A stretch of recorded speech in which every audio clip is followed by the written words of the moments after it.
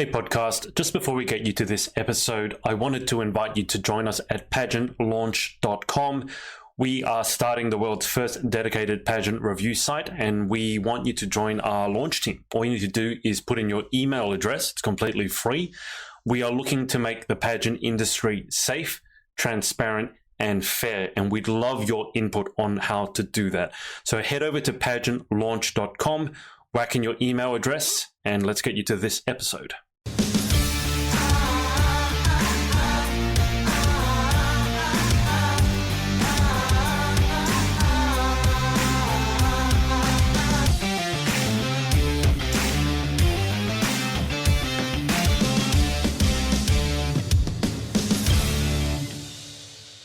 Hey everyone, it's Adrian from the Pageant Project, and I have Nazia Wadee. I've been practicing saying your name several times, Nazia, who's Miss Earth South Africa 2018/19. Nazia, welcome to the show. Thank you so much for having me. Absolutely amazing to be here and an honor to be speaking to you. Well, as I've said on multiple occasions, you're the first South African queen that I've interviewed. So why don't we start with South Africa? And as I mentioned to Nazia, I have her Miss Earth South Africa video here. So what I thought I'd do, because if you're like me and you've never seen South Africa, you need to see this video. It goes, how long is it, Nazia? It's about 3 minutes? Yeah, about 3 minutes. Okay. So I'll keep us on screen, but what I'll do through the wonders of modern technology, I'll play this video, and then you guys, let me get rid of the actual branding as well. And if you haven't watched one of my interviews before, if you have any questions for Nazia, put them in the comments, and I'll pass them on to her. She'll be able to read your comments on screen. But let's play this video, and you get to see some of South Africa, some of the things that I've never seen before. Here we go.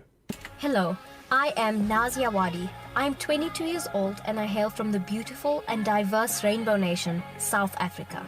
I hold a bachelor's degree in international relations and media studies. I've recently completed my honors degree in media. I am from the glittering city of gold, Johannesburg, in the province of Gauteng. I grew up in the small town on the south of Johannesburg called Lenasia. My South Africa is a vibrant, diverse, and unique country situated on the southern tip of the African continent, surrounded by the Atlantic and Indian Ocean. South Africa is home to a diverse people, ranging from various cultures. I too have a variety of cultures embedded in me.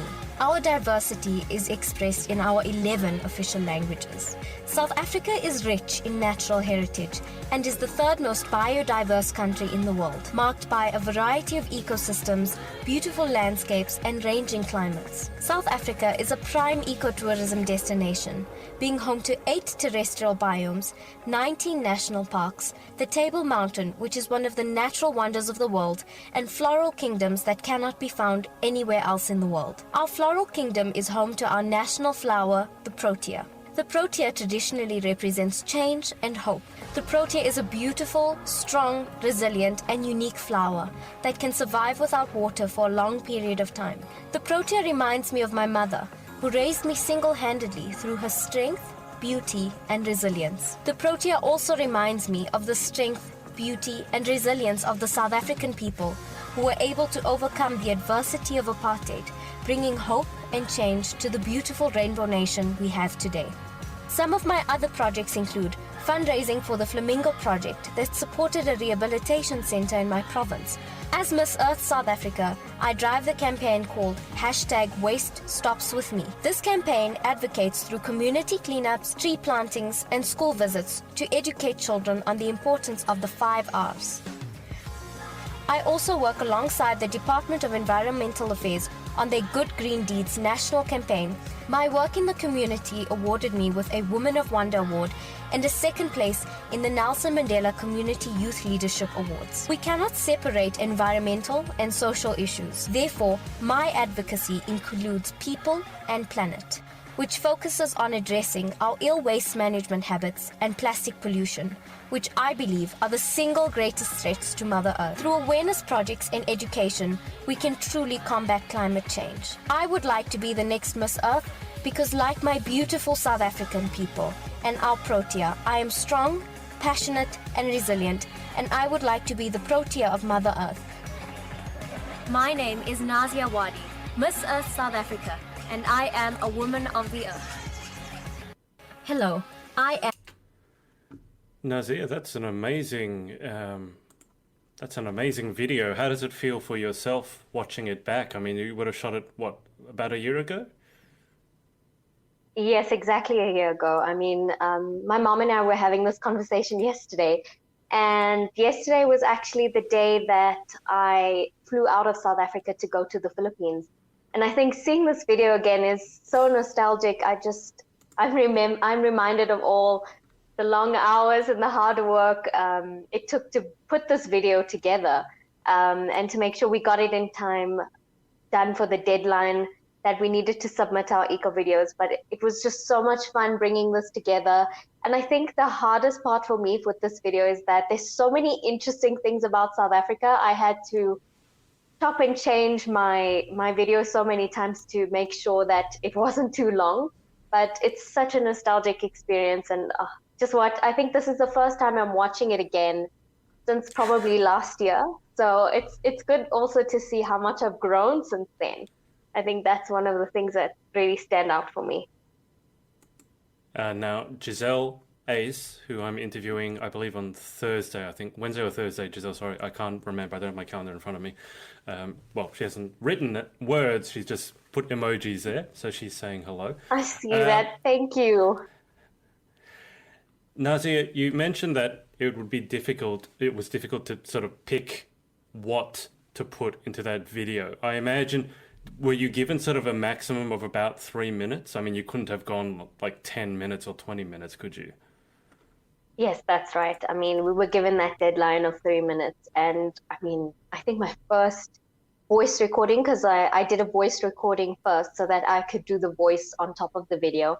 And I think the first voice recording was like 7 minutes. And my mom was like, I got bored halfway. I think 7 minutes is way too long. I think you need to catch people's attention and do it quicker. So from 7 minutes, we got back down to 3. I know exactly how it feels because I helped one of our Australian queens shoot her video for Australia, obviously, for a tourism pageant. And her initial voiceover was like twice as long as it was allowed to be. But going back to the reason I really wanted to show that video is, I mean, the country looks absolutely stunning. I mean, I'm sure some of that is stock footage and what have you, but you mentioned the difficulty of choosing what to show, and I have a similar difficulty when it comes to Australia. I mean, people know the Opera House, for example, the Harbour Bridge. Exactly. They probably know about kangaroos, but you also want to show something that is more Australian than just a tourist destination. So how did you go about narrowing down, I don't know if that's the right word, but narrowing down an entire country that's as diverse as South Africa into 3 minutes? How did you make that choice? It was really a difficult task, and it took us quite a while to get that finished piece that you've just seen now. I think in terms of choosing the imagery, I didn't want to choose imagery that someone from international countries might have already seen before. I wanted to choose footage that they might not have seen before or might not have associated with South Africa before. So I tried to kind of steer away from the stereotypical pictures that you'd see of South Africa. I think one of the images we also used there was of informal settlement as well in South Africa, to show the diverse array of what you would see in South Africa, our beautiful nature, our beautiful cities, and also the little more sensitive part of our country as well, where we're struggling a little bit in terms of our housing problems and the informal settlements that you would see all around South Africa as well. So if, let's say I was to go to South Africa and I've never been before, what are the things that you would put on my absolute, must-see list if I had, let's say, a week or two, or let's say a month to really experience what the real South Africa is versus, let's say, just what the tourist destinations would be? I think the best way to understand South Africa, our country, and where we are, as opposed to where we've come from, I'm from Johannesburg, so I'm going to pick places in Johannesburg that I think would really help you understand South Africa and our people and what we've been through. I would definitely suggest the Constitutional Court and what we call Constitutional Hill, which is a prison that was used during the apartheid time to imprison freedom fighters during that time. Visiting the prison gives you a very good idea about how people of different colors were treated in South Africa during apartheid, whether you were black, whether you were white, whether you were considered Indian by the apartheid government, and just to kind of get an experience of how horribly these people were treated. And what is amazing that has stemmed out of this place is that our constitutional court is actually set on the same area as the Constitutional Hill prison, and wow. it shows, it's a beautiful kind of idea of showing somebody where we've come from and where we are now. And as a lot of people know, our constitution is one of the most diverse and inclusive constitutions all around the world. That would be the first place I would definitely suggest you go to. The other place here in South Africa, in Johannesburg particularly, is Vilakazi Street. Vilakazi Street is an amazing place to visit. You'll be able to go and visit Nelson Mandela's home, which is an amazing thing to go and see. You'll also be able to see the site of the Soweto uprising, the youth Soweto uprising, where children in the area and from all over Johannesburg came together to protest against the enforcement of using Afrikaans as a main language, which most South Africans didn't speak at the time. It was your main language of learning, and kids from all over came together in this particular area to protest. And it is also where the incredible and heartbreaking massacre occurred, where police brutality was evident in the day, where they were shooting children, where the famous pictures were taken. You can really understand the strength and resilience of even South African youth, that they were showing people how South Africans were standing up and fighting against the system of apartheid. So you actually get to visit all those sites where the massacre took place and where the student uprising actually took place.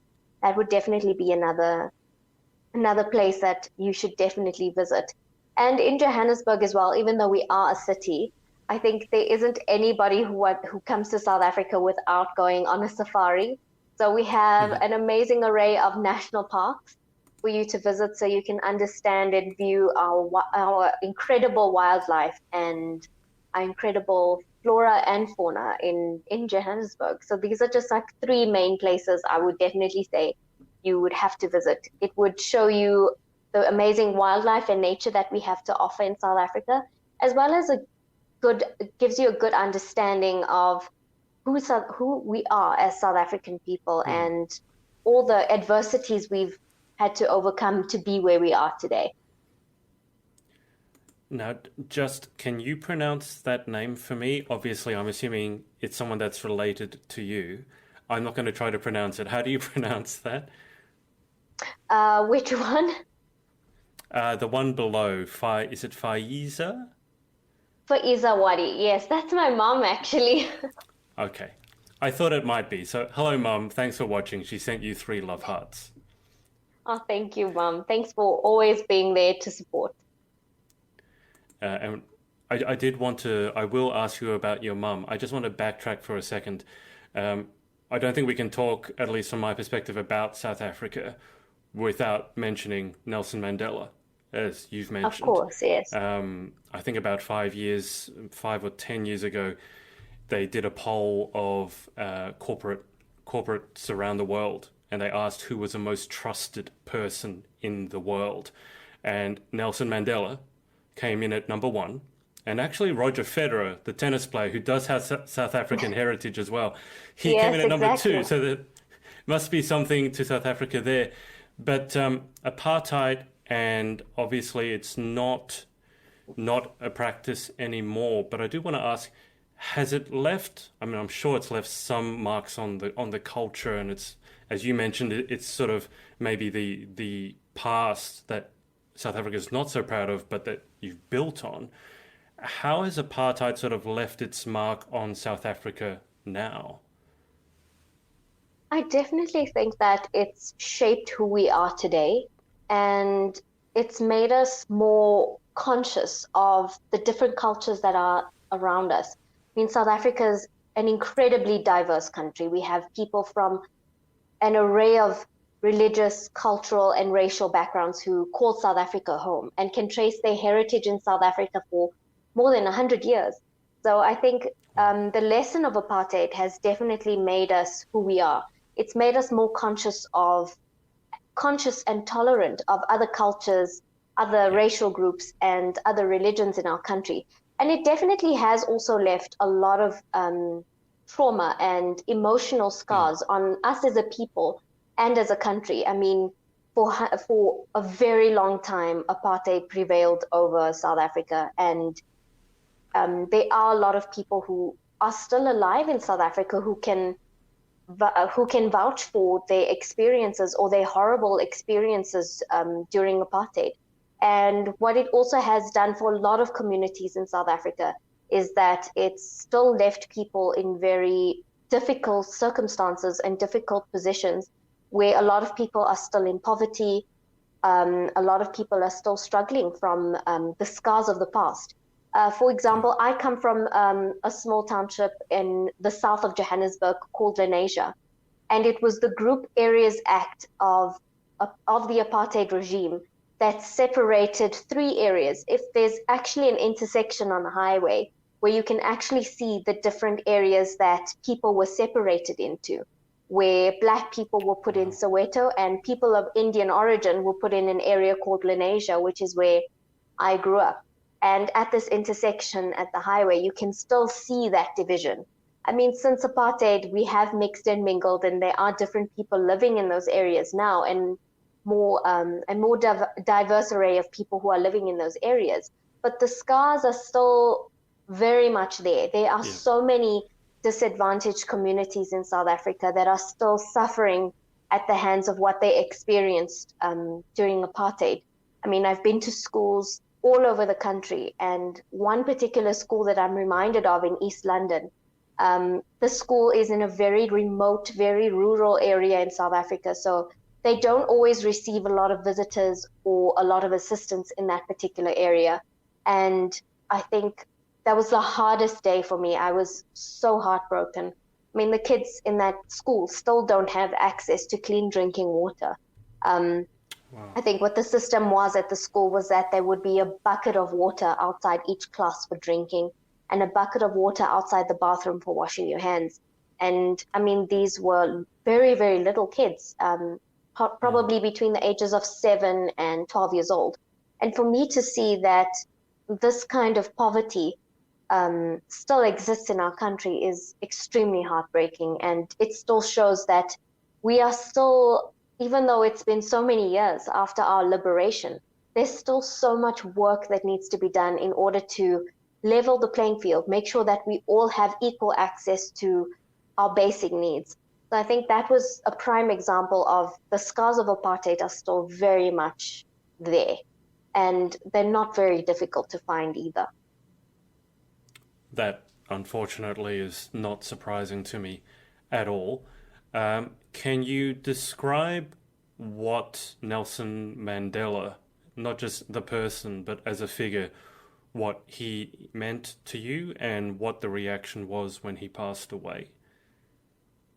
I remember the day that he passed away very, very clearly.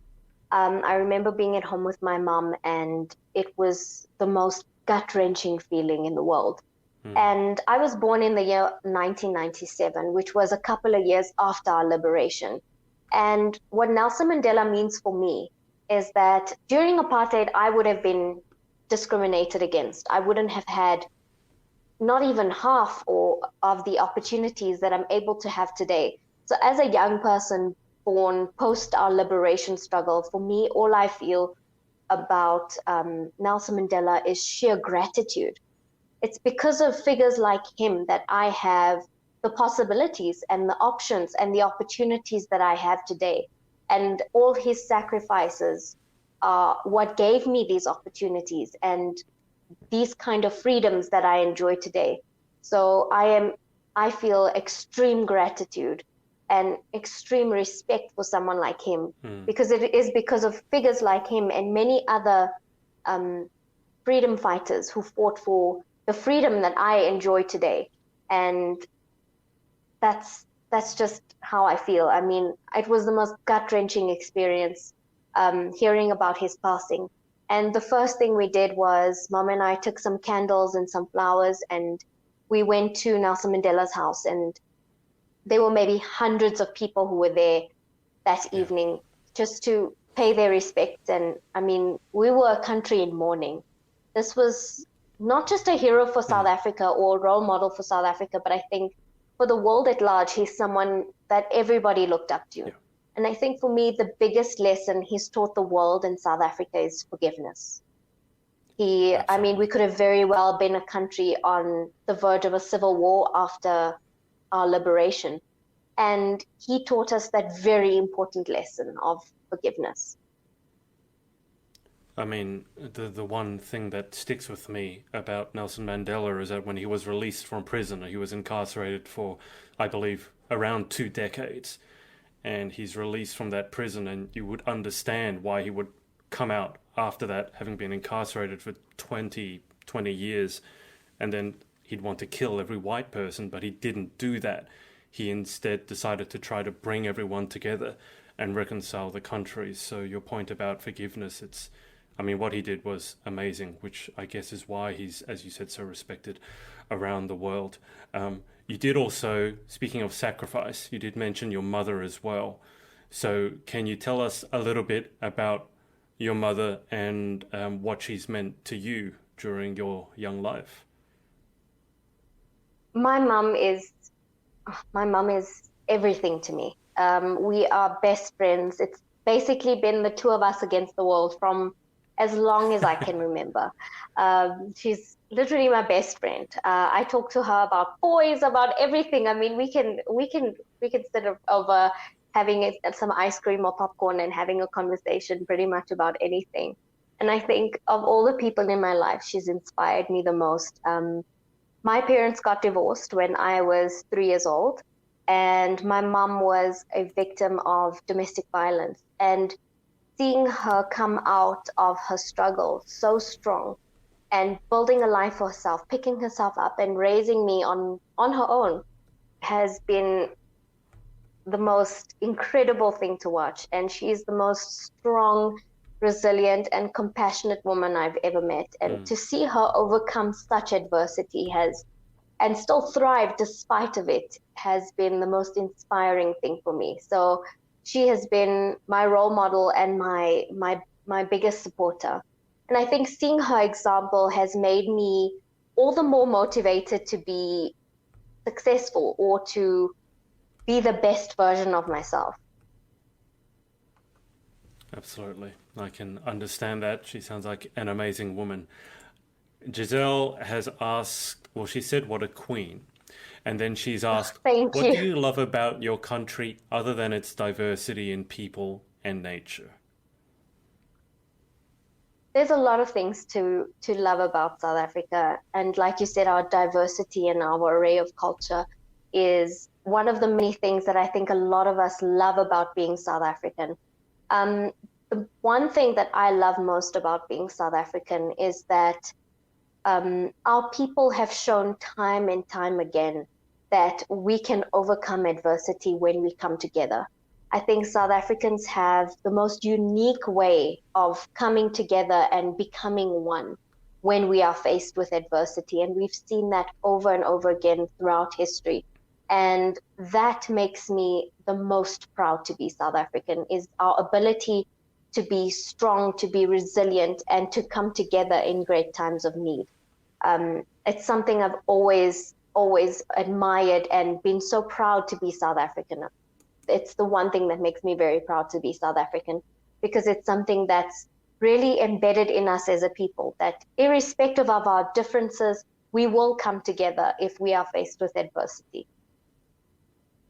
And I would be remiss if I didn't address, I think it was 2 days ago, and forgive me, I don't exactly remember the day, but was it National Heritage Day? Yes, that's correct. We actually had a long weekend, so we had a nice holiday this weekend because we had Heritage Day on Thursday. Right. So can you tell me a little bit about what that day is and what it represents? So, because South Africa, as we said before, is so culturally diverse, it's about coming together to celebrate our heritage. And our heritage, I mean, each South African's heritage is different and the same. We're all South African, but a lot of us have other cultures embedded in us as well. So it's about coming together, being proud of who we are, not just celebrating us and our culture and our heritage, but our culture and our heritage as South Africans. I think the most fun thing that we do, Heritage Day is called Braai Day as well. I'm not sure if you know what that is. No. Okay, so braai is basically the South African word for barbecue. So it's a very traditional, a very South African thing to just have a braai or a barbecue on Heritage Day. It's pretty much part of South African culture. So you'd have, all your traditional South African foods and all your traditional South African desserts, and that's how you celebrate Heritage Day. You have a big braai with all your family. Wow. That sounds actually quite Australian to the It quintessential does, phrase it does, yeah. throw a shrimp on the barbie. I mean, in every interview I do, because it's with pageant girls, we do end up talking about food. So can you just run me through South African cuisine? What are the interesting aspects, like your favorites or the delights that no one knows about? What's South African cuisine like? South African cuisine is probably exactly what it sounds like. It's a melting pot of cultures. There's no one particular kind of food that is just South African food. I think a traditional way of cooking or a traditional type of food would be cooking on a potjie. And a potjie is basically a very big steel pot. It's like a slow cooker, so you can put your veg or meat Oh, or whatever you'd like inside, and you'd cook it in there on an open fire. That's a very traditional, very South African way to cook. Another South African dessert that may not be anywhere else in the world is a milk tart. Um, it's very South African, very traditionally South African. I think most South Africans really enjoy milk tart. It's very much part of South African culture. If you're having a braai, you're probably going to have a milk tart on your table for sure. okay. Even Indian food is very much part of South African culture as well. We have something that you probably won't find in India, but you'll definitely find it here. It's called a bunny chow. It's basically a half loaf of bread, and the inside of the bread has been taken out, and you'd Yeah. fill it with a curry, any kind of curry that you'd like, and you'd eat it in this big loaf of bread. So that would also be something that's very, very South African. And biltong, I'm not sure if you are familiar I with know that. biltong. Biltong is I kind know. of like Yep. jerky. Yep. So that's very South African as well, the dried meat. And South Africans are known for their wine as well. We have some of the most amazing wineries in Cape Town, actually. So, there isn't one specific thing that I would say this is definitely South African cuisine. South African cuisine is anything from Indian food to chisanyama, which is basically um, different kinds of meat, or what we'd call pap, which is maize meal that you'd have that you'd cook and steam, and you'd have it with some like a tomato relish on the top. There's so many different Oh. cuisines that are part of South African culture, which is very exciting because we enjoy pretty much any kind of cuisine as South Yeah. Africans. But when you go, let's say, to an international pageant and, you have to bring something that represents your country, I mean, for the Australians, it's very simple. It's usually Vegemite, or I don't know if you know Tim Tams, the Yeah. chocolate biscuit. But Yes, the yeah. thing with Vegemite is I can't even stand Vegemite, even though it's supposed to be Australian. But what, and they take koalas, stuffed kangaroos, and boomerangs. What do you take over to represent South Africa when it's so diverse? Um, So this actually brings me back to my experience in the Philippines. I thought, I packed a lot of snacks that I would normally like to have at home, like a lot of the sour plums and things like that, which I actually found from a lot of the girls in Asia. They have a lot in Asia as well. So they were Mm. like, oh, wait, I know this, I know this, I know that. And for a lot of the girls who wanted to try, I took quite a bit of biltong with me for them to try. So that was the one thing that I took with me for a lot of the girls to try. And I think if I could, milk tarts are really, really delicious. And I don't know if it would be similar to anything the girls would have in other countries. So if I could, I would definitely try to bring that. Right. Okay. I'm fascinated by the idea of these milk tarts. I'll have to look them up afterwards. Let me just go back to the comments. So you have Neri Cruz. I'll put up her comment. Or sorry, Neri. I don't know if you're a guy or girl, but I'll put up your comment. Hi. What was your advocacy as Miss Earth South Africa, and what do you do to continue/maintain this? Thank you so much for that question. It's a very good question, actually. Um, Especially in terms of advocacies, it's not something that you carry with you for just a couple of weeks, but something I believe that you should carry with you all your life. Um, my advocacy during Miss Earth South Africa and now is the hashtag called Waste Stops With Me. It's basically taking responsibility for your waste, taking responsibility of your life and your lifestyle to be kinder to the environment. Basically addressing our ill waste management habits and how we can be kinder to the environment. And this was done through community cleanups, school visits, tree plantings to try to create this love and respect for environment within our young children. I I so firmly believe that young children are the future of our world and our planet. And if we are raising children to be eco warriors from now, we're going to have a generation of eco warriors who are going to be taking on all the environmental challenges and looking after our planet. How I'm still living by that. COVID-19 has definitely had an impact on the amount of projects and initiatives that I've possibly had the opportunity to spearhead or be part of. But Waste Stops With Me is definitely something that's embedded in my lifestyle. From the time I started my Miss Earth journey right up until now, basically choosing products that are kinder for the environment. Perhaps if it's certified by Beauty Without Cruelty or if it's packaged in eco-friendly packaging. Making sure that I'm separating my waste at source into paper, plastics, making sure I'm recycling as much as possible, and just being responsible in that sense in my day-to-day life, trying to avoid single-use plastics where I can, finding alternatives for waste that I'm perhaps accumulating in my home, small things like that. I've always believed that being kinder to the environment or getting involved or active in environment is as simple as taking these small day-to-day steps in and changing your lifestyle to be kinder to the environment, because even the smallest action can make the biggest difference. Swapping out your single-use plastic bottles for a reusable option, or switching to a more eco-friendly toothbrush. Small things like that reduce your waste in massive, massive ways, and you are positively contributing to the environment. And you are being a responsible, active person in your community or in your space. And starting at home is the best place to be an eco warrior. So that's how I've kind of continued on with my advocacy as Waste Stops With Me.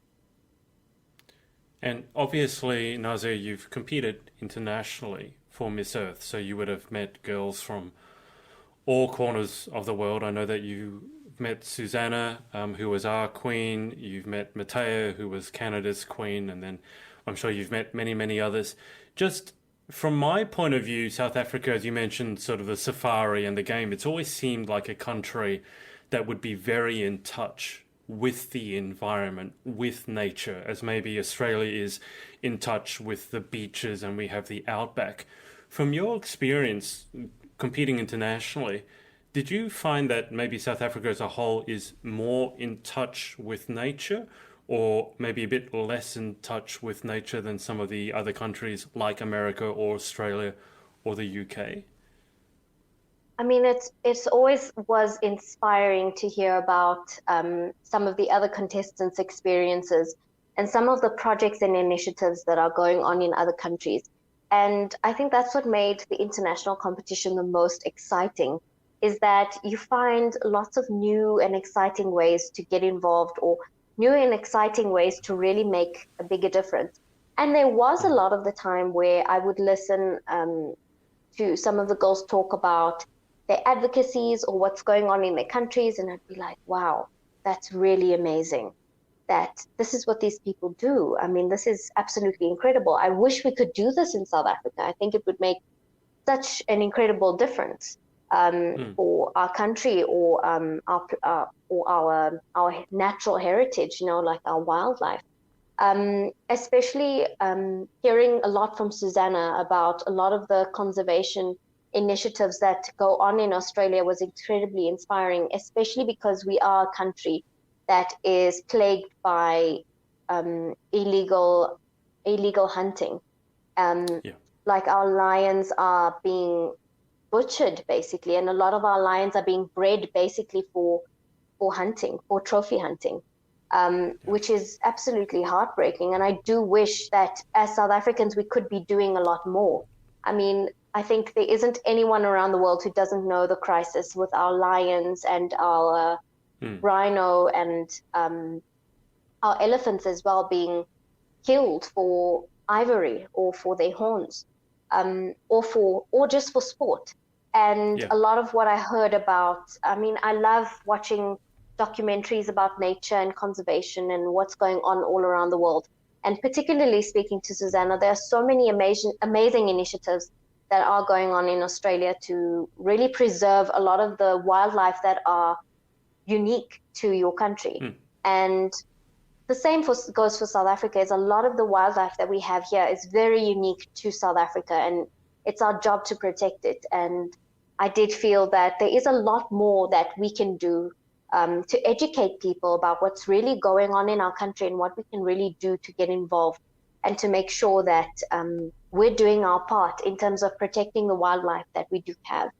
I have an aunt who lives about a 2.5 hour drive from where I live. And she's someone who's very passionate about wildlife and about conserving wildlife. And her husband actually have a game reserve where they take in a lot of animals who have been saved from the illegal wildlife trade or from circuses around the world. And she basically keeps them in this rehabilitation area and looks after them, because a lot of them have been so severely damaged from their experiences. Like a lot of the lions that come from who have been rescued from circuses don't have claws or teeth anymore and are unable to fend for themselves in the wild. She would just open up her arms and take them under her care. And I think for us as South Africans, and part of our advocacy is to really educate children on the importance of why we need to protect these animals, and what we can do as citizens to make sure we're not supporting these industries just to protect who we are. And it is part of who we are. It's very much part of who we are. It's our natural heritage, and having these animals we're so blessed to have in our country it's our duty to protect. And I've seen that a lot in Australia, and I do wish it is something we could be doing more of in South Africa in terms of conservation.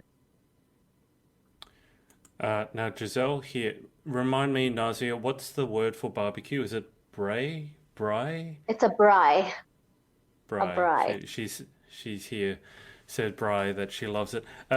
You mentioned that in your video, all the way back to the beginning of our interview, there are 11 official languages, and Giselle was educating me on some of them. Just off the top of your head, are you actually able to even list the 11 official languages? Because in Australia we have one, English. You have 11. How many of the 11 can you actually name? So everyone in South Africa speaks English relatively well. So English is a lot of the time like our base language so that we can all communicate with each other, because I think it's very easy to get confused. I realized this a lot when I was overseas, and the girls would ask me, okay, I saw your eco video, and I would kind of get the same response. 11 official languages. So you're telling me that South Africans walk in the street and nobody understands a thing that anyone says. How do you communicate? So a lot of people in South Africa are multilingual and can speak more than one language. But English here is also kind of like the baseline. You'd be able to speak to almost any South African in English, and basic English anyone could understand here in South Africa.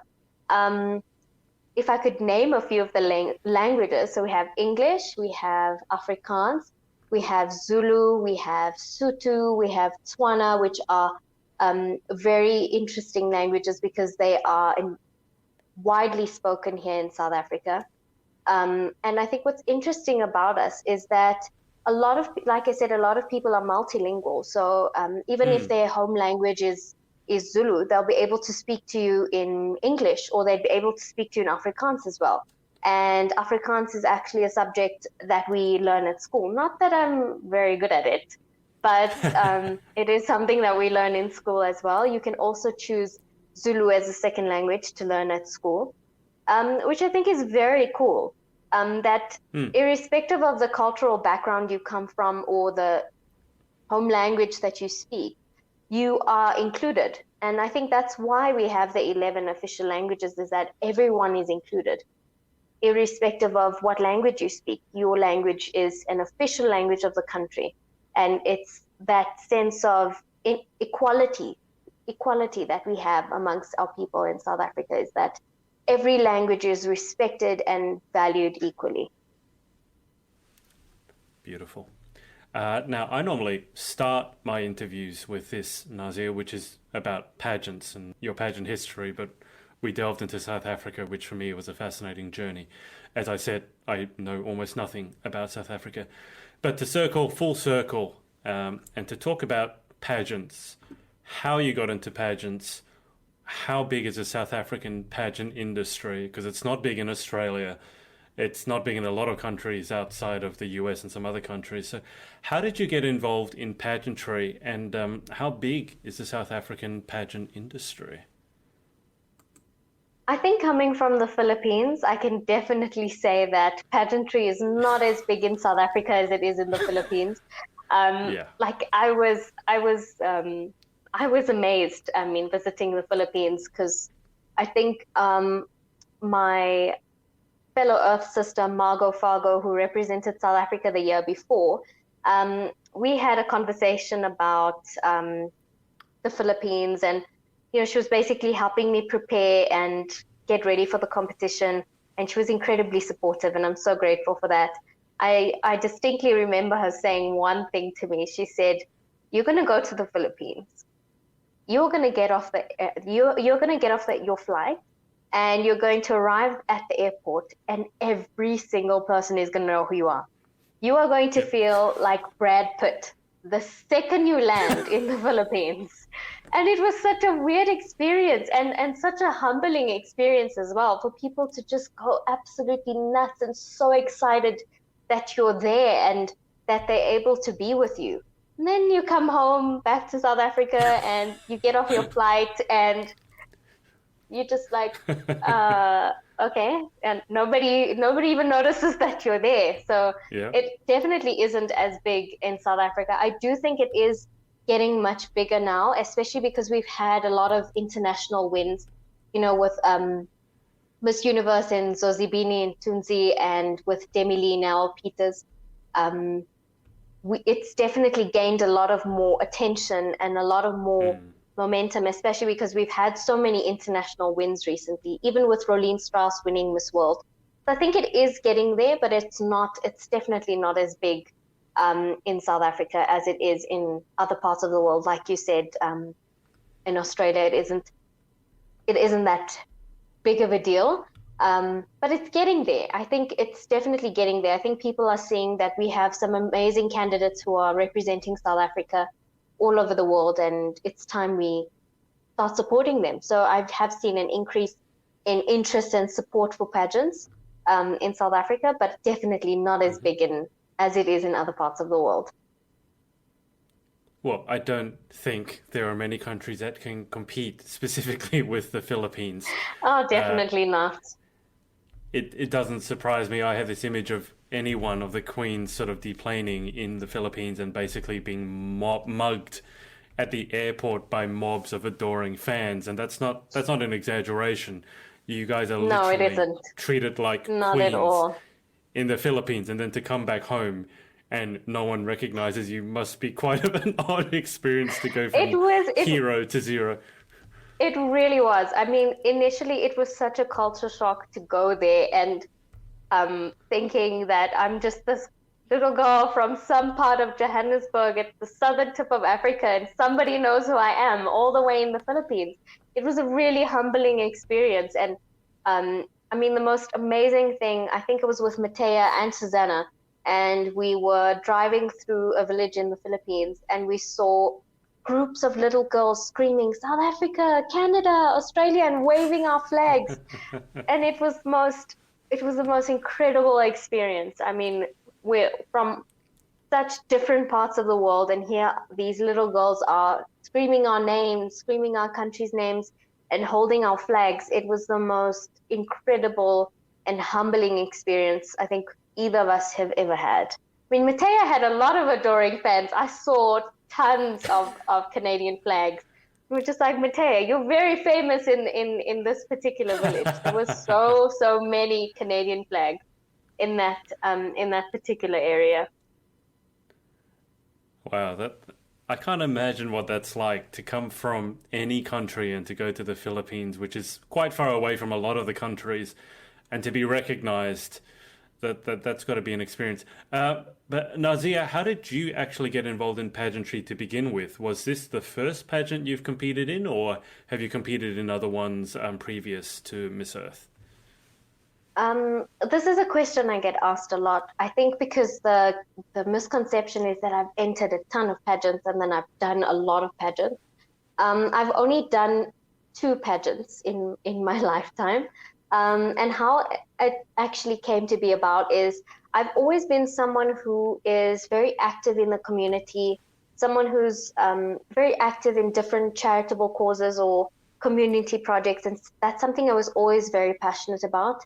I actually grew up an athlete, and I was an athlete for most of my life. I was a competitive swimmer. And a lot of people are like, okay, you can't be both. You can't be a tomboy and an athlete and a beauty queen at the same time. And that's where I come in, and I'm like, but I'm both girls. I love to be athletic. I love to be outdoors. I love to be sporty, but I also love the glitz and the glam and getting all dressed up and being pretty as well. And I think that's what's made me a very well-rounded person, is that I could explore different parts of myself and be proud of different parts of myself. So I would swim for a lot of charitable causes, and our swimming club, our community swimming club, would host a lot of charitable projects, and I would get involved with a lot of community charity projects. And I was introduced to a competition called Miss Teen Commonwealth South Africa. So I was 18 at the time, and I heard about the competition and how the competition worked and what it stood for and how it was grooming young girls and all the different charitable causes you could get involved in. And that's what really excited me about it. I was definitely not as vocal and extroverted as I am now when I was younger. Mm-hmm. And I think doing Miss Teen Commonwealth South Africa really groomed me and really molded me into the woman I am today, especially it being the first part or my first experience with pageantry. I found that I really grew a lot as a person. I got more comfortable with speaking in public, more comfortable within myself. I was able to learn a lot of valuable business skills that really helped me put together my own charitable projects and my own charitable initiatives. Whereas you'd have to go to corporations or bigger businesses to find sponsorships to help fund your event or different things like that. So being part of that journey was incredible, and learning to doing all these courses on public speaking and learning just to be comfortable and confident in myself at that young age was very important to me. And that's what I'm so grateful for pageantry, which pageantry has taught me, is to really just be comfortable and confident in who you are and embrace who you are. And you get to learn all these different skills that I would have definitely not been able to learn anywhere else. I still remember my mom was extremely supportive. This was like a dive into the deep end. It was something I'd never done before. It was my first pageant. I was kind of still figuring out my way around it and how I'm supposed to do this. My mom was incredibly supportive and was with me literally every step of the way. My mom would come with me to events. She would help me plan all my projects and my initiatives. She would come shopping with me. She would do everything with me, and I'm very grateful for that support. It was really a dive into the deep end. My family, I think they booked the entire first row of the theater, like the one, not just in the front, like the seats like on the edge of the stage. So like right on the edge of the stage. So anywhere I looked, I would see them. Everyone was very excited about it. They had booked out the entire first row, and I was just enjoying the experience. I was loving it. And I still remember standing in the back and just so proud of what I had achieved, and so proud of the fact that I'd gotten to the end of this journey and that I'd learned so much. And I don't even think I was listening. I think I was like completely zoned out. And then they were calling top 5, and I think the host had called my name twice, and I didn't hear, and I could just see my family screaming at me, it's you, and I was just like, oh, okay, no, are you kidding? I was so surprised that I'd been called to the top 5, and then after top 5, they'd called my name and I'd won the competition, and it was just it was an out of body experience.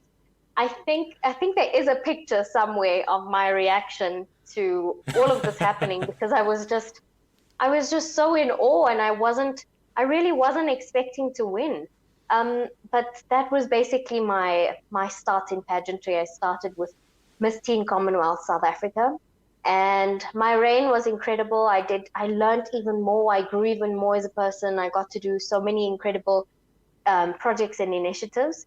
And I actually met Miss Earth South Africa 2014, Ilse Saunders, during my reign as Miss Teen Commonwealth.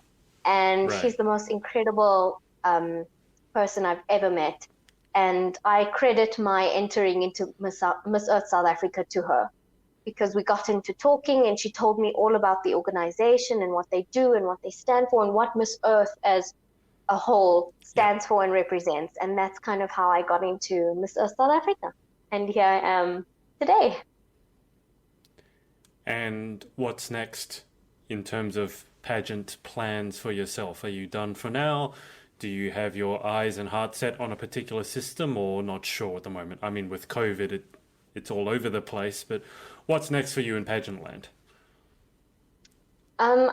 So Miss Earth International was my very first international competition. So I didn't know what to expect from the experience. I was also kind of just finding my way around it, and like Matea was so supportive, because she had been to an international before, and she was so supportive, and she was like, don't worry, I was exactly the same at my first international. And I mean, like Susanna, Matea, and Nikki and Imani Davis, they were the first girls I met at Miss Earth, and we still have such a beautiful relationship now. And I was actually having the same conversation with them.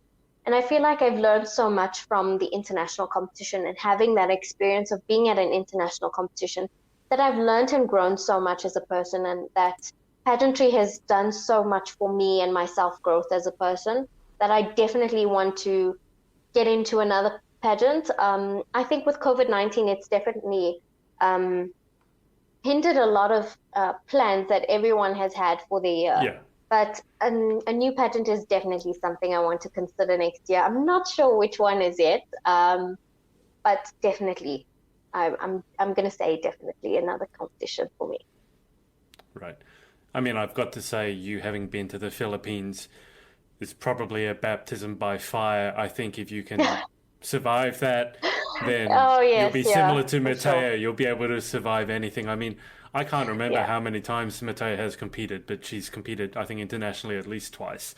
So I can Yes, she imagine has. she would be the voice of reason, the voice of experience, and she's a very cool, calm, and collected character. Now, Giselle Oh, has she said, is. She is. yeah, Giselle here said South Africa has the highest free fall in the world. Have you tried things like bungee jumping or so? With a teeth clenched emoji. I am a very adventurous person. I haven't done bungee jumping, but I've done like the zip lines and the parasailing and jet skis and those kind of things. I haven't done bungee jumping as yet. And I'm not sure if I will be able to convince my mom that I'll survive because I'm a very, very, very, very clumsy person. Um, my mom just looks Okay. at me sometimes and she's just like, why? Like how did this even happen? I think even in the Philippines at the international, I was in the Philippines for 2 days, and we were doing an eco walk to dinner. So instead of taking a bus or a train, we decided to walk to dinner. Yeah. And of course, of all the people in the entire group, I would have to be the one person who has to trip on something on the floor that nobody saw and fall on my knees. So I mean, you'll even see in the resort wear competition, I have a big old plaster on my knee because I mean I really wanted to take it off because it was a couple of days later, and I know the Miss Earth team that was with me there, they were like, no, there's no way you're taking this off. It's still bleeding and it looks really painful. So I think you're gonna have to just keep that plaster on. And I remember doing the show with my plaster and everything, and Matea was the one who was with me when I was there, and she was like, you know what? I'll just rock that plaster. Just forget it's there. It's fine. And then we get back to our room after the resort wear competition. And I get a call from my mom, and she's like, "What did you do? You had a big old plaster on your knee. What happened to you? What did you do now?" So I'm a very, very clumsy person. So I think convincing my mom that bungee jumping is a good idea is probably going to take me some time. It might not be the wisest choice if you are, No. let's say, inclined to be a bit clumsy. That and skydiving, both are things where it's not good to be clumsy.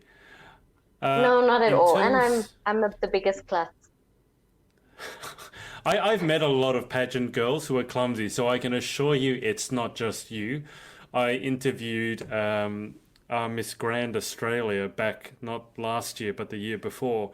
She got to the international competition, and I think it was a few days in, she managed to break her thumb. So the whole basically competition, Oh my I think it gosh. was her thumb. She had her thumb in a car, so basically everywhere she was going, she was like this. And it Oh was, no. so you're not alone. It's okay. I'm Um, I'm glad. There's a whole support group of pageant sisters who are just as clumsy as I am. So I feel safer. I feel much safer now. Actually, that should be a Facebook group, a support group that It should be should started it up. should be a support. Yes, Clumsy that's a good pageant idea. queens. I think Clumsy that's needed. pageant queen. Tips for how to deal with all the little accidents that you're going to have. But Nazia, before we go to the final 10 questions, we still haven't covered what you do for your career and what you do in your spare time, if you have any, because a lot of pageant girls don't. So for your career, what do you do? And then in terms of relaxation, what do you do? So I studied at the University of Witwatersrand, which is the main university here in Johannesburg.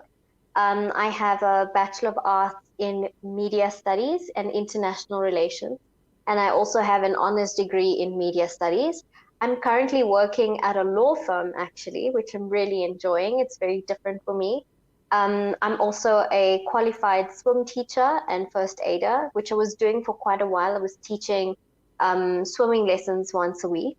Long term, I think my goal for long term in terms of where I'd like to be in terms of my career, I would love to be a news anchor and work in the news industry. That's definitely something I see myself doing. Either that or some kind of presenting or something like that is definitely what I see for myself in the future.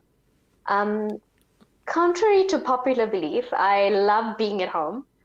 So whenever I have a chance to just relax, I think my favorite thing to wear is pajamas. So you'll see me at home in pajamas watching Netflix. I mean, if it was socially acceptable to wear pajamas in public, I'm pretty sure I would be doing that. My grandmother, my grandmother calls me pajama girl, and she got me pajamas for my birthday, and it was the best gift of all the gifts I got. Was just this very cute pair of pajamas. I love being at home, but I also love the outdoors. I've always been someone who loves the outdoors. So being outdoors is something that I really enjoy.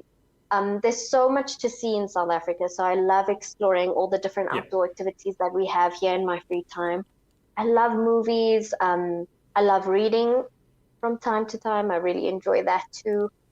Being with friends and family is something that's very important to me. I grew up very close with family, so I'm a very family-oriented person, so I love spending time with family. We go on a lot of family holidays together as well, within South Africa sometimes, and when we have a chance overseas as well. That's basically summarizes me. I love being with people. I love getting involved with community initiatives and events. Wherever there's a charitable cause that needs assistance, I am there. I serve as an ambassador for the Youth Managers Foundation, and we have an array of partnership schools all around South Africa, basically mentoring kids to be the best versions of themselves and providing them with all the necessary tools and resources that they need to be the best versions of themselves and to really make a difference in their schools and in their environments around them. Because a lot of these kids are based in very disadvantaged areas in South Africa. So that's something that I really put a lot of my time and my energy into, is really making a difference. I've always believed that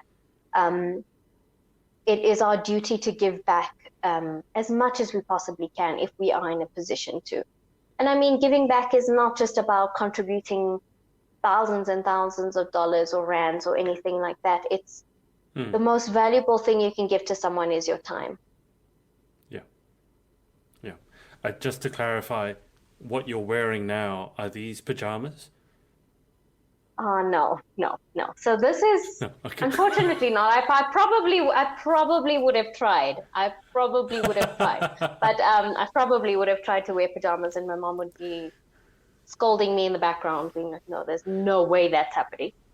But no, I'm wearing a jumpsuit, very traditionally South African. I thought it would be a good idea to wear kind of like a South African print, especially because we're celebrating Heritage Day, and I'm so fortunate. This beautiful jumpsuit was sponsored to me by Classic Fashions by Dee.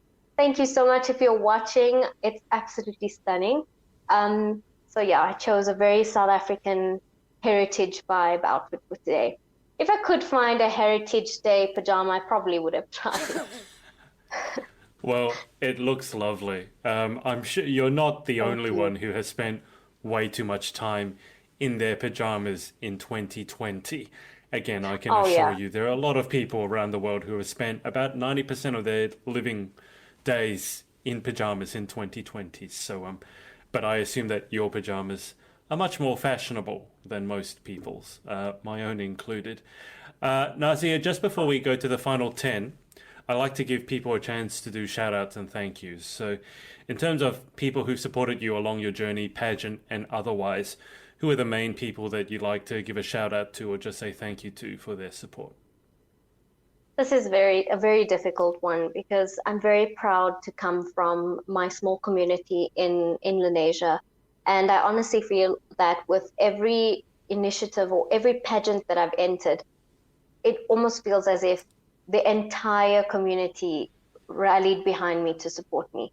And I think I owe a lot of my success to the community of Lenasia. And if I can quickly, off the top of my head, shout out and give thanks to everyone who was part of my journey or helped me get to where I am, I first and foremost have to thank my mom. I wouldn't be here without you, and I owe every bit of success of mine to you. It is only because of you, and I am because you are. Thank you, Mom, for everything you've ever done for me. My sponsors at Wadee and Wadee Attorneys, Yusuf and Zenobia, thank you for your continued support for all my projects and initiatives in every single journey that I've decided to undertake. The Youth Managers Foundation team and all the kids, thank you for inspiring me. Thank you for supporting me. Thank you for all that you do. Thank you to the Gandhi Walk organization who has supported me from day one of my pageant journey, of my community involvement journey. They have supported me from the very beginning. Thank you to the Miss Earth South Africa organization. You have given me opportunities of a lifetime, and I am eternally grateful to be part of the Green Earth family. And I thank you for your love and support and for building me into the eco warrior that I am today. Thank you to the people of South Africa for always rallying behind me and showing all your love and support. To my Earth sisters from around the world, Matea, Susanna, Nikki, Imani, Nellis, Talisha, Jalen, Ali, Ria, Sarah, all of you. And Fernanda, I miss you all so much. Thank you for always supporting me. All these girls are just a call away. Whenever I need them, they're always just a call away. They're incredibly supportive. And thank you for sharing the most incredible experience of a lifetime with me and helping me get through the difficult days. I think everyone, every pageant girl who has been through an international competition knows that it's the hardest and the best experience of your life. And it's really the queens that are by your side that really get you through the days when you've slept for 2 hours and your emotions are a bit down and you're missing home and your energy is a bit down. They are the people who really get you through everything. To Uncle Yunus Mita, thank you so much for everything you've done for me, for mentoring me and teaching me so much about our planet and how I can best serve the planet. To all my sponsors who have given me garments and jewelry and everything that I've ever needed. Fatih Ghani Exclusive Evening Wear, who's always supported me from the beginning of my pageant career. Thank you for always supporting me. And to all the other brands who have supported me throughout my time as Miss Earth and Miss Teen Commonwealth South Africa. Thank you for all of that. Thank you to the people of South Africa and everyone around the world and the people of the Philippines for giving me the adventure of a lifetime and for showing me more love and appreciation than I have ever been able to see or I ever thought possible. Thank you for that. Thank you to everyone in the Philippines. And thank you to Carousel Productions for having me part of the Miss Earth 2019. It has been the most incredible and life-changing experience. And it has introduced me to the best people from all around the world who I now have the opportunity to call my sisters. Thank you for all of that. Often people struggle with their thank yous because they always forget certain people. I think that is the most thorough thank you I've ever heard. So I hope that you haven't missed anyone out because I really hope I haven't. And if I did, I sincerely apologize. But I mean, I think with every pageant girl, there's so many different people and such a large amount of people that are standing behind you. And we wouldn't be where we are and who we are without all these people who help us in our journey or push us along our journey or assist our self-growth. And that's very inspiring to see that if one girl decides that, you know what, I'm going to stand up and I want to do something different and I want to make a change, that there's going to be an army of people behind her who are willing to support her. Absolutely. Okay, Nazia, let's wrap this up. The final 10 questions. I've done somewhere in the vicinity of 200 interviews, and I always wrap up the interview with the same 10 questions. It is not a speed round, although if you're like Matea and you are ridiculously competitive, you can try to answer them as quickly as you want as well. So, question 1. What is your favorite word? My favorite word is power. And I think for me, this word is incredibly important to me as a person, because growing up, I struggled a lot with bullying and things like that in school, and it would really affect my self-confidence, and I would become extremely withdrawn. And something my mom would always tell me is believe in your power.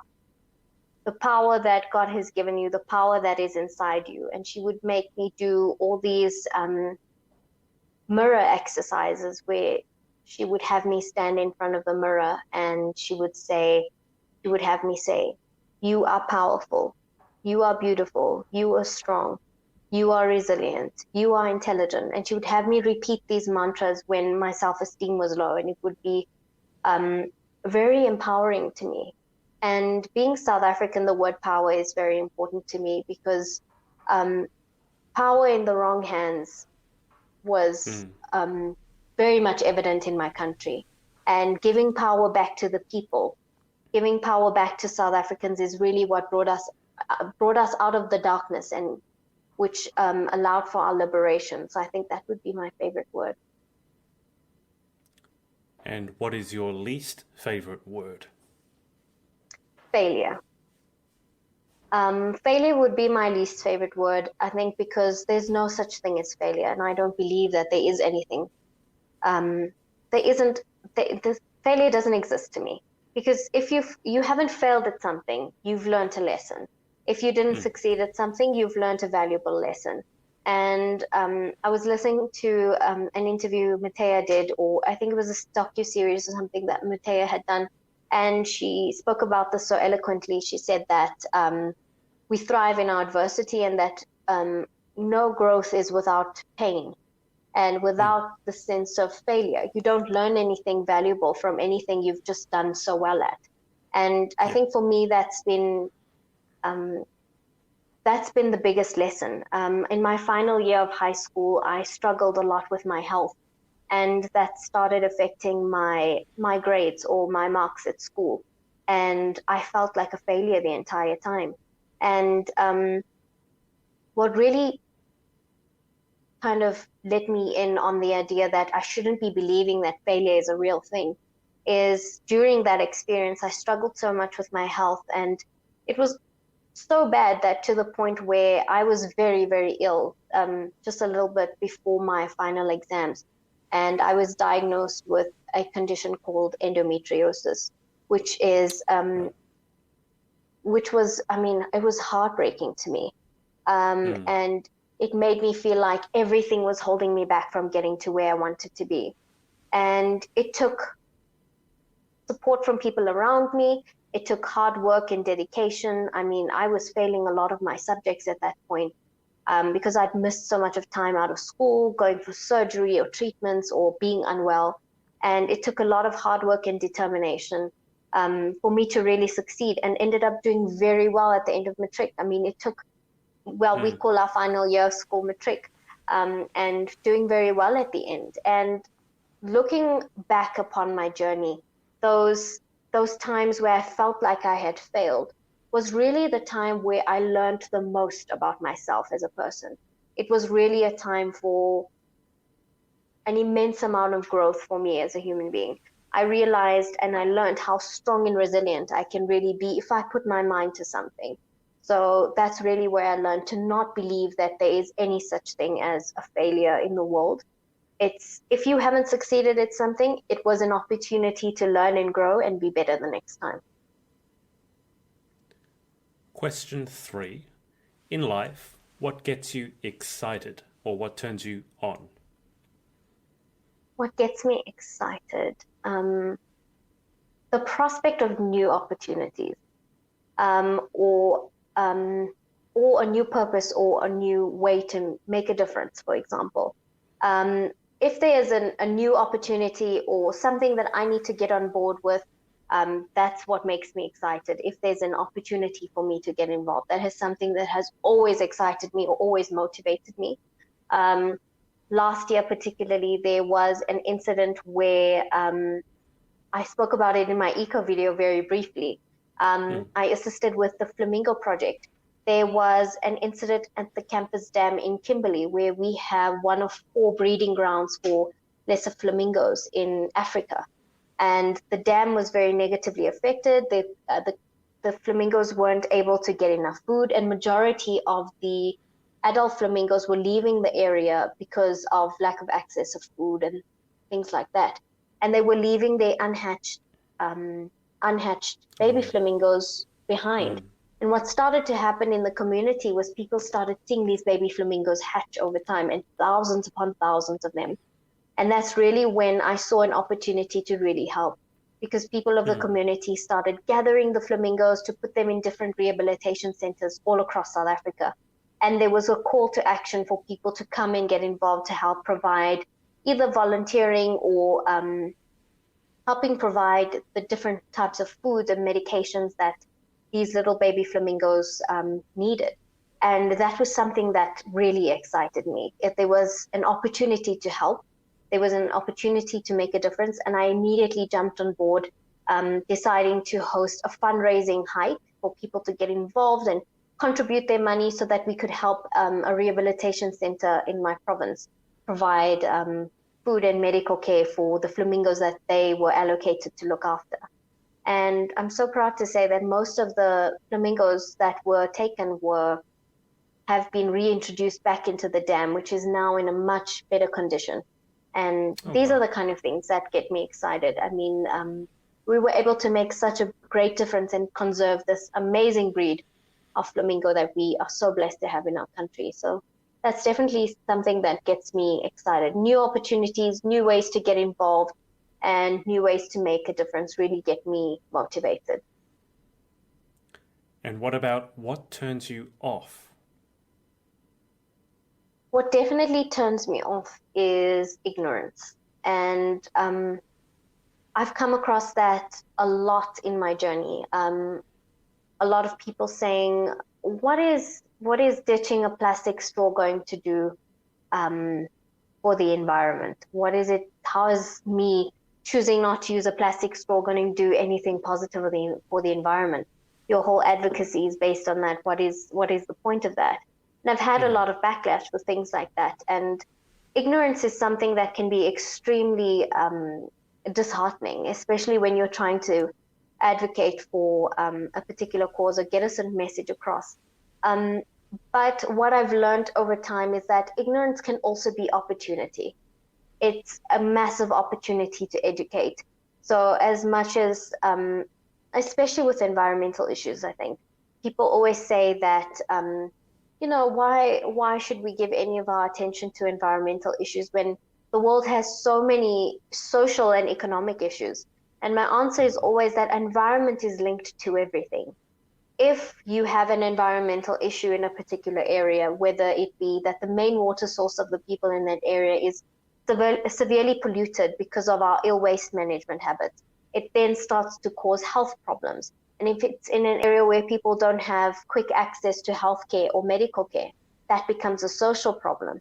So I believe that environment is linked to everything, and that ignorance can sometimes be, a lot of the time be an opportunity to educate or maybe show people things they may not have seen before, or educate people on maybe conditions or things that they may not have been able to see before. Absolutely. Question 5. What sound or noise do you love? This is a difficult one. Natural sounds probably would be the sound of birds or flowing water. That would be something that I would absolutely love. It just relaxes me. And having been a competitive swimmer, water is just my element. So I love the sound and the feel of water. And definitely birds. Birds chirping is probably the best sound in terms of natural sounds. and maybe not so natural sounds. I love music, so and I'm into all different kinds of music. There's not one particular genre that I can say I don't listen to.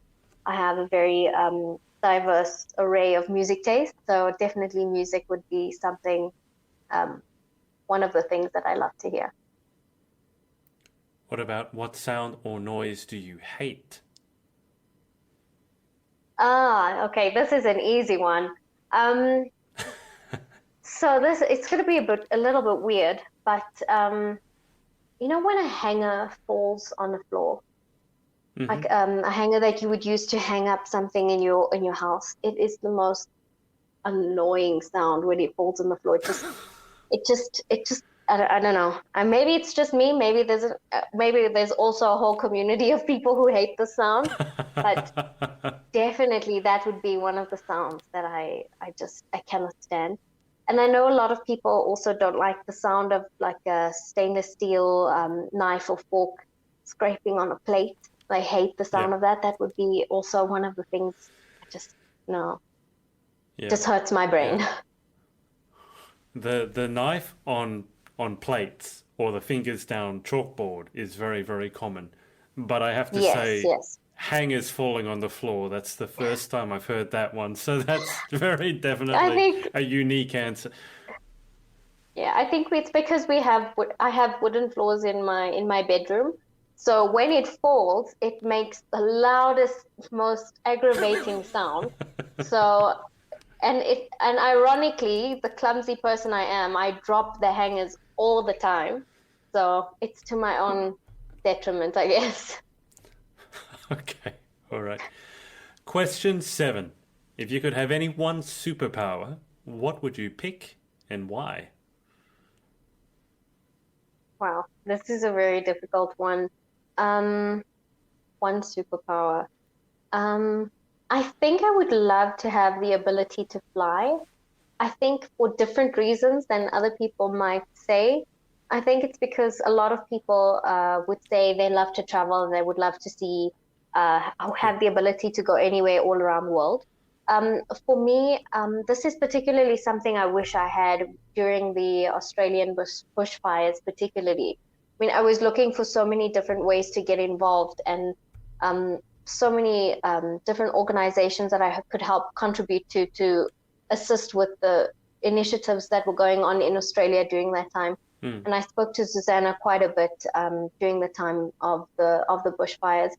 So particularly when there's anything disastrous happening in the world, and I just feel so stuck and I can't get up and go and help or contribute positively in some way. I've always felt like, you know what, I wish I could just have wings and fly there and go and help in some way I could. Like, for example, with the explosion in Beirut, for example, I'm someone who just can't sit still. If I know I'm capable and able to help in some way, I want to get involved and I want to do something. So I think I've definitely always, in times like that, wished that I had wings so I could just fly there immediately. Because flights and stuff are always usually complicated or expensive, or it's not possible, especially in areas that have been struck by natural, or especially areas that have been struck by natural disaster. It isn't always easy to get there. So yeah, that's definitely, I would definitely pick having wings. Question 8. What job or occupation other than your own would you most like to attempt? I love animals. I've always been someone who enjoys nature and absolutely loves animals. I always say sometimes I just love animals more than people. They just understand me in ways that people don't. So I definitely think if I could do anything else other than what I'm doing or what I'd like to continue to do, I would try to be possibly a veterinarian. And what job would you definitely not like to attempt? I've always been someone who's not very science inclined. It was never my strong suit in school. So anything like engineering, things like that, I don't think I would ever be good at or ever want to attempt, because science was never my strongest suit. I was always better at other subjects, but science was not my best suit. So I think engineering or something like that, or something very mathematical, wouldn't be good for me. I'm a very creative mind, so I think I wouldn't do well, or wouldn't want to attempt any of those kind of occupations. Final question. If heaven exists, what would you like to hear God say when you arrive at the pearly gates? This is by far the best question I think I've ever gotten. Wow, this is a difficult one. What would I like God to say? I probably want God to say, your family is waiting for you. I think that's always something that has always been close to me. I've always wanted to be close to my family and with my family. So if I was going to heaven, I don't think I'd want to be alone there.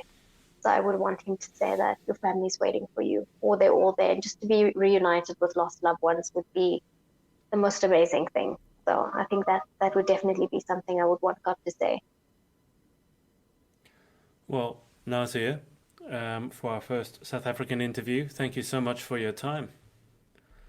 Thank you so much for having me. This was by far, I think, the most fun interview I've had in the longest time. So thank you so much for having me.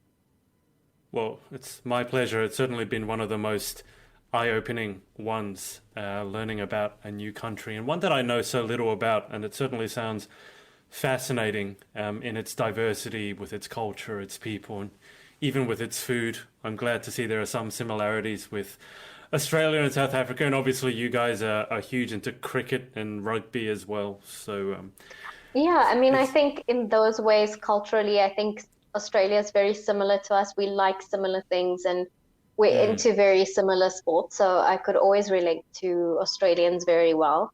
And I watch a lot of Australian reality TV shows, actually. We get a lot of them here in South Africa. So I relate very well to Australians. Like we have, I watch My Kitchen Rules and MasterChef Australia and The Block Australia. And The Bachelorette Australia. I mean, I live for things like this. And the Australian versions are always just so much more dramatic. And as a South African, I get it. I get it. I mean, we're very similar. We're very, very similar people. So I really, really enjoy it. It's a guilty pleasure. I love Australian reality TV. It's really good. One of my very first interviewees and good friends, she's a international pageant competitor. She was in the most recent season of The Bachelor, not The Bachelorette, but The Bachelor. And because she was in it, I had to watch it. And that was the first time I've actually watched reality TV. I did watch My Kitchen Rules, but it's the first time I've watched reality TV. So I'm glad to see that we've exported something to South Africa. I mean, we have had a South African version of My Kitchen Rules. We had 2 seasons, I think. I could be mistaken, but I must say I still enjoy the Australian one. I do. I really enjoy it. I mean, I love food. So that's partly the reason I enjoy it. But it's so dramatic. It's just so entertaining. It's such a step out from the normal. So it's really, really enjoyable. Definitely a guilty pleasure. Well, Nazia, I'll keep you on the line for just a second whilst I hang up with the audience. But thanks to everyone for watching, whether it's live or on the replay, and submitting your questions. And we will speak to you all next time. What's up, guys? It's Adrian again. Hope you enjoyed this episode. Remember to head over to pageantlaunch.com. Join our launch team for our review site. It's super important to all of us to make sure that the industry is safe, transparent, and fair. So head over to pageantlaunch.com, write in your email address, and we'll speak to you next time.